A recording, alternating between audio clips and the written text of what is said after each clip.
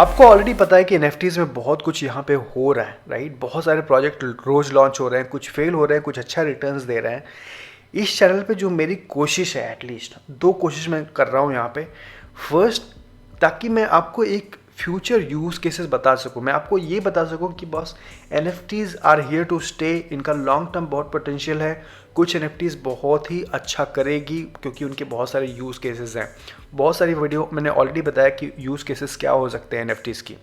जो मेरी दूसरी कोशिश है कि मैं कुछ प्रोजेक्ट्स जो मुझे लगता है कि लॉन्ग टर्म के लिए अच्छा परफॉर्म कर सकते हैं और may be 10x 20x return भी दें, उनसे मैं आपको इंट्रोड्यूस कर सकूं।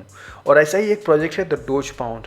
डोज पाउंड कोई नया प्रोजेक्ट नहीं है, आई थिंक इन्होंने कुछ अप्रैल में या जून में लॉन्च किया था।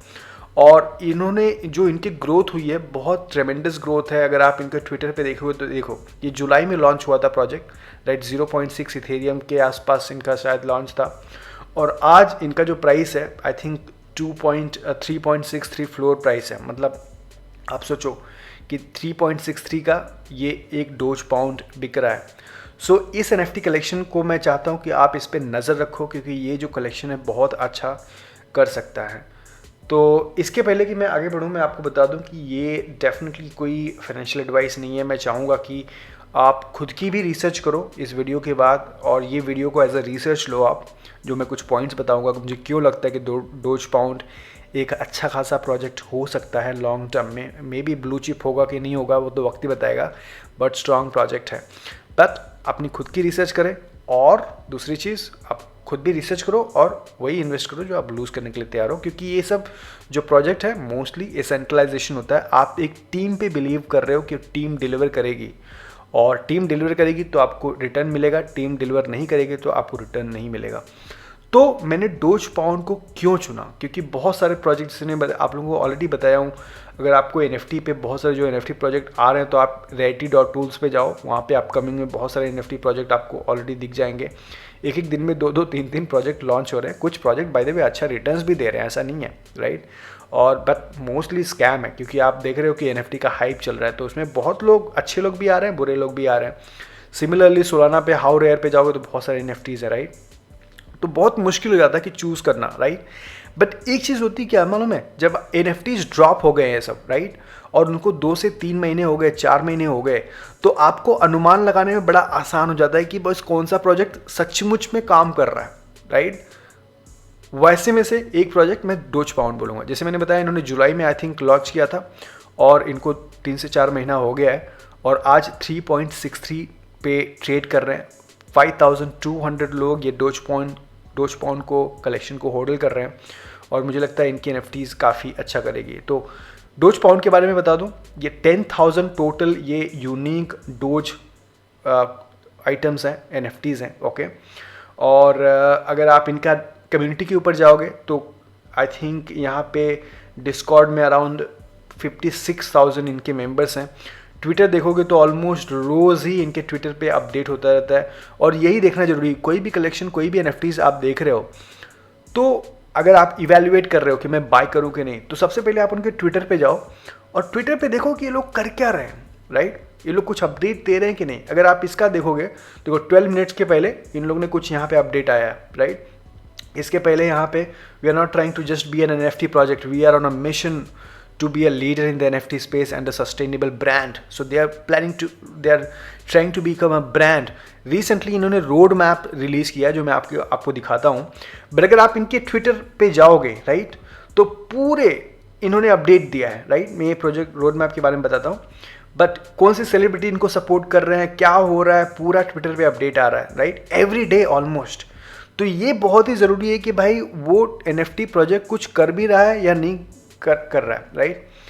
और प्राइस तो आप यहाँ पे देख ही सकते हो कि अगर डोज पाउंड का अगर प्राइस परफॉर्मेंस देखा जाए ऑल टाइम, राइट। सो अगर आप यहाँ पे देखोगे तो ये देखो, जुलाई में इन्होंने लॉन्च किया था 0.6 इथेरियम, या फिर इससे कम में भी था शायद मिंट करने के लिए, बट यहाँ पे आज 3.63 पे है। सो देखो, 2 चीज़ें, या तो आप अर्ली बाय कर लो तो वहाँ पे आपको रिस्क रहता है कि प्रोजेक्ट अच्छा करेगा कि नहीं करेगा, राइट।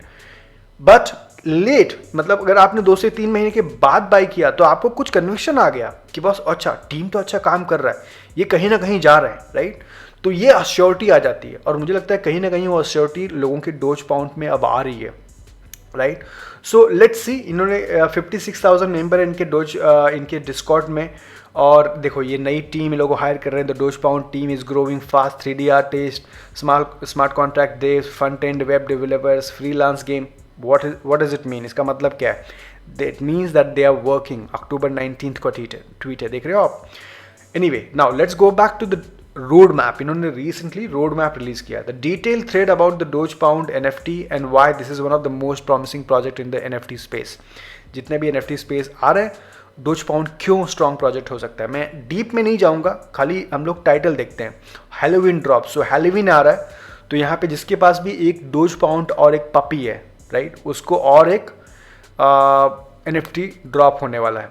अगर आप यहाँ देख रहे हो, yes this means that if you want 2 doses and 2 puppies, again ये सभी के पास नहीं होगा, राइट, बट उनको 2 हैलोवीन डोजेस मिल रहा है। उसके अलावा रैरिटी रैंकर वेबसाइट लॉन्च कर रहे हैं, लॉन्च पैड वेबसाइट लॉन्च कर रहे हैं, जहाँ पे देखो ये सपोर्टर्स देखो, ये JR Hanoi crypto 480,000, wolf of Jordan Belfort, okay, these are the launches. So by the way, तो ये NFT प्रोजेक्ट है जो दूसरे नए NFT प्रोजेक्ट हैं उनको एक एज अ लॉन्च पैड के लिए काम करेगा, राइट। तो और ये सब बड़े ब्रांड्स हैं। दूसरा चीज़, मोबाइल ऐप V1 आ रहा है, फिर डायमंड पॉज आ रहा है, लॉन्च हो रहा है। ये देखो क्रिसमस में कुछ लोग ड्रॉप करने वाले हैं, as you might have noticed within the TV we will love holidays. So Christmas के लिए कुछ ड्रॉप, तो जो भी NFT होल्डर्स हैं उनको कुछ गिफ्ट मिलेगा, उनके वॉलेट में कुछ आएगा।